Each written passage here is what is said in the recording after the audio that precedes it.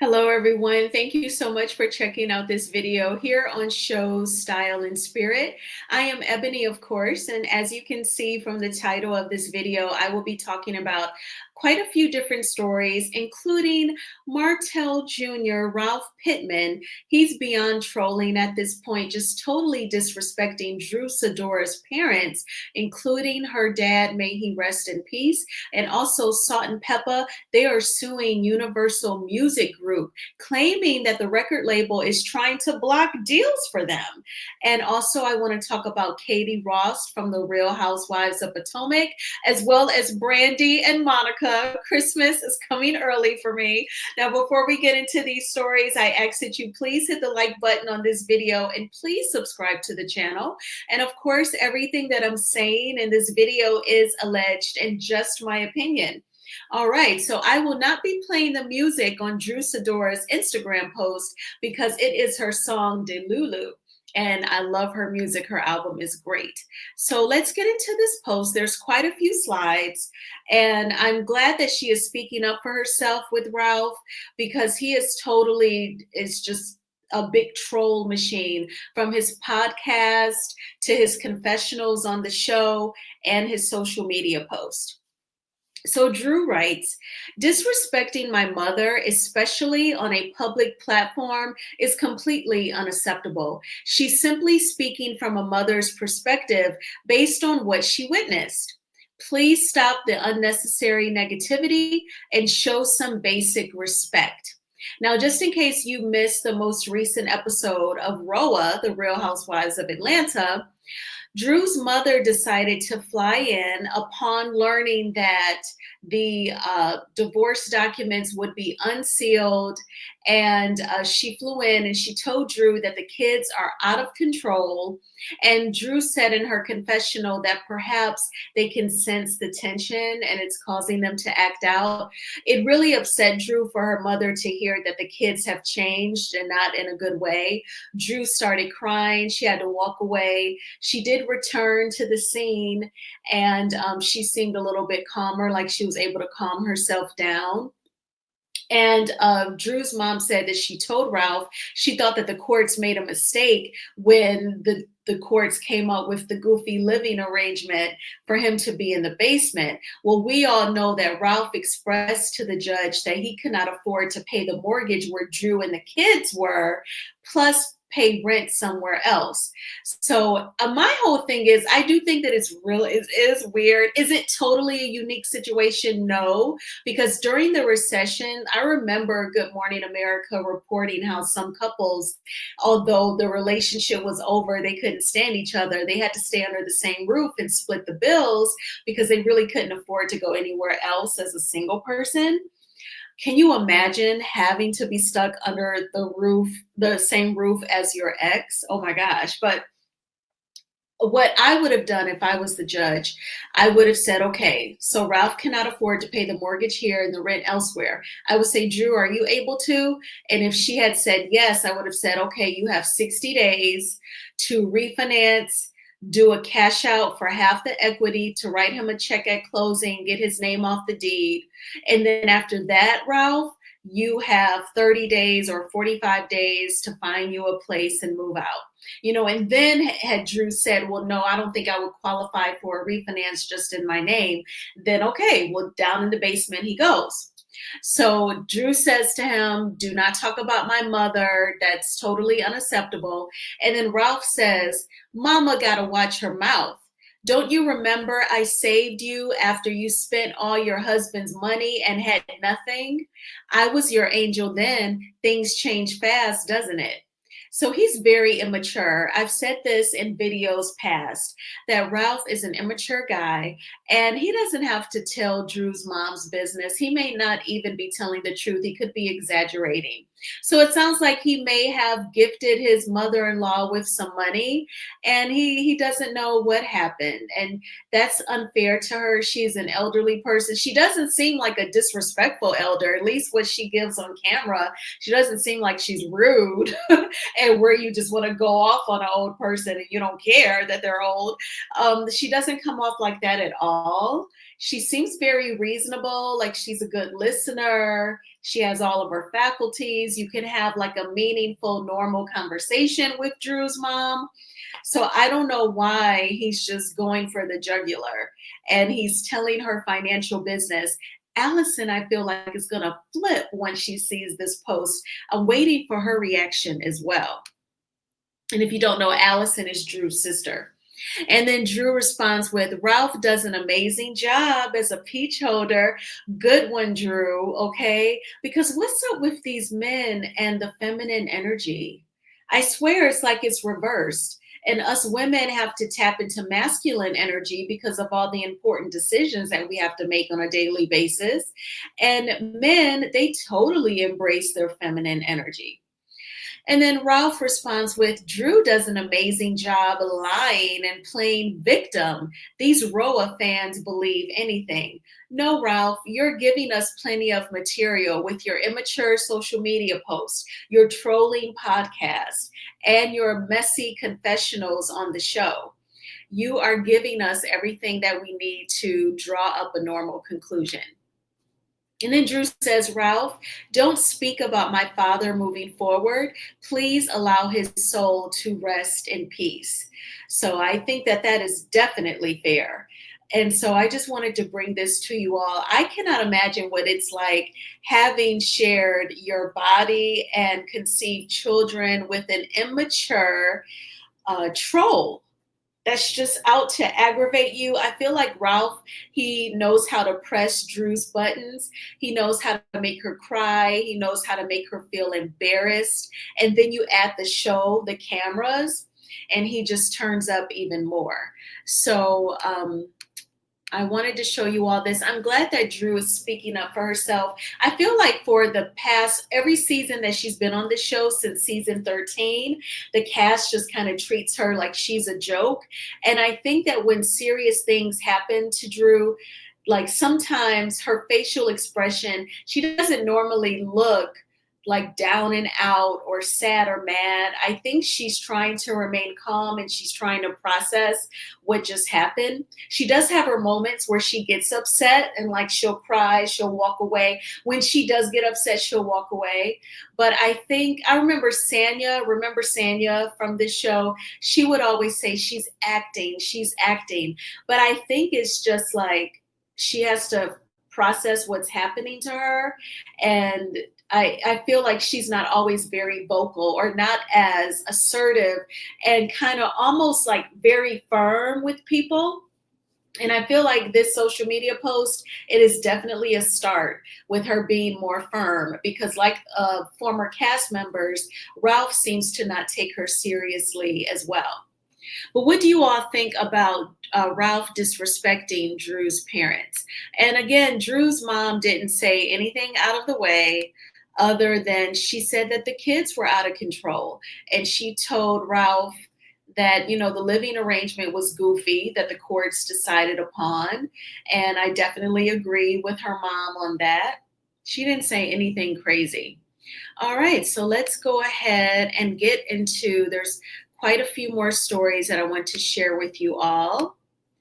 And I want to make sure that you all can see the screen. Okay, very good. And shout out to the Jasmine brand. They are the source, the blog where all of these stories are coming from. So if you follow me on IG, I just posted on my IG stories not that long ago, within the past hour, that Brandy and Monica are going on a tour together this fall. And if you are, you know, from my age group, this is like my era. I am oh so happy. The only thing that's missing is Aaliyah. Rest in peace to Aaliyah. But I am oh so excited. I am oh so excited. Okay, I could scream right now.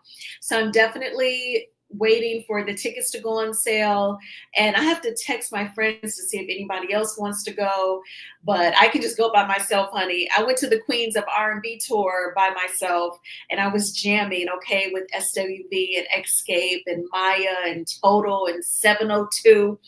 But Brandy and Monica, this is going to be epic. They're calling it the Girl Is Mine tour, supposed to kick off again this fall. So I'm going to go ahead and read the caption. And again, shout out to the Jasmine brand. The Jasmine brand exclusively reports that Brandy and Monica are taking their talents on the road. Details have yet to be announced by the ladies, but a little birdie has told the Jasmine brand that the Brandy and Monica The Boy Is Mine tour is set to take place this fall, with tickets going on sale soon. If you've been keeping up with the two multi-platinum artists over the years, you know they once had a strained relationship, but that's in the past. However, things are looking great between them now, and just last July, Brandy shared she'd love to go on tour with Monica in an interview with Extra TV. I remember this from last summer, Brandy saying she would love to tour with Monica, and that was less than a year ago. And now the tour is going to happen. So I am oh so excited. This is going to be great.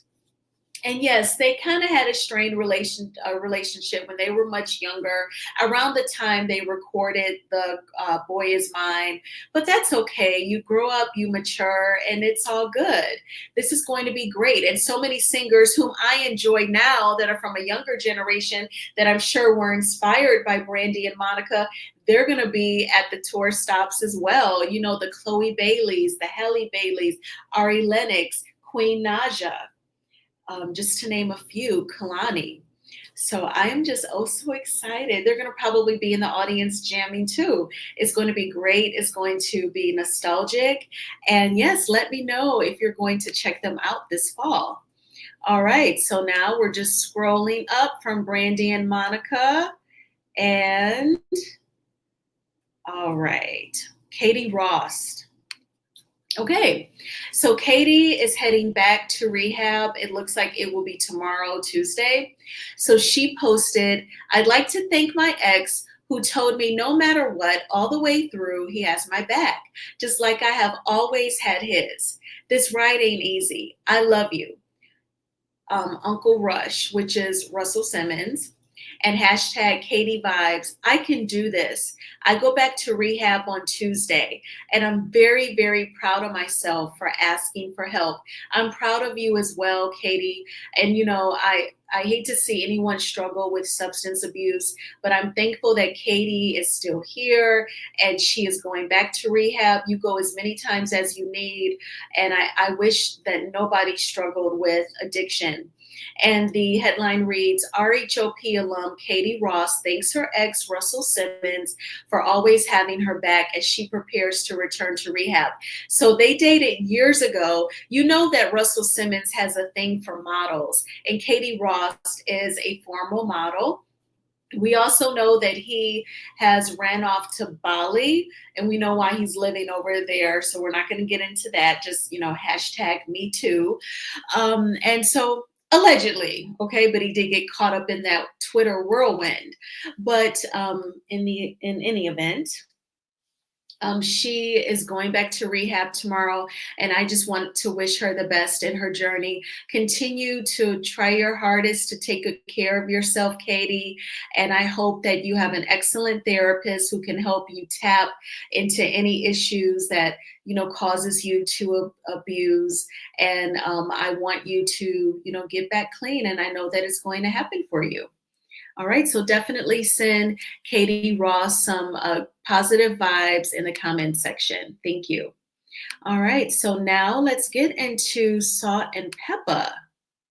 So Salt and Pepa is suing Universal Music Group for more than $1 million, alleging that the label refuses to acknowledge expired contract and blocks new deals. Now, I want to say right off the bat, what I instantly thought of when I saw this headline was Miss Angie Stone, and rest in peace to Angie Stone. We all know that she passed away March 1st in a horrible car accident, almost giving like Final Destination, where first these Sprinter van, it rolled. And reportedly, if you head on over to TikTok, if you're like me and you get into conspiracy theories, according to some folks over on TikTok, she actually survived the rolling of the van. She was pulled out of the van. When the semi truck comes and hits her, she's out of the van. See, when it all first happened, I thought Miss Stone was still trapped in the van that had been an accident and it rolled. And then the semi truck comes. But no, she was pulled out, which really looks a little fishy. And you may also remember that just a little over 2 months prior, in late December, Angie Stone went live on her Instagram saying that she was calling out UMG, and she was saying that someone there had stolen some of her money, her music publishing. And she said, and I'm going to expose them. And then everything happened on March 1st. So Salt and Pepper ladies, please be careful. But let's get into the caption. And again, this is according to the Jasmine brand. Shout out to them. Salt and Pepper have filed a lawsuit against Universal Music Group, alleging the label has failed to honor the termination of their decades-old contract. In legal documents first reported on by TMZ, Cheryl Salt James and Sandra Peppa Denton cite Section 203 of the American Copyright Act, which allows artists to reclaim rights to their recordings after a set period.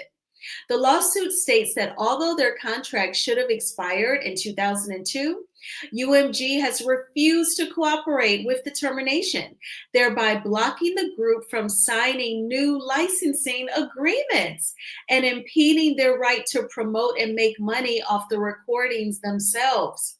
Salt and Pepper are seeking at least $1 million in damages, a declaratory judgment, and a permanent injunction to prevent UMG from distributing their music without a proper license. UMG has yet to respond. So I want to say this. You know, in my opinion, the music business seems overall scammy.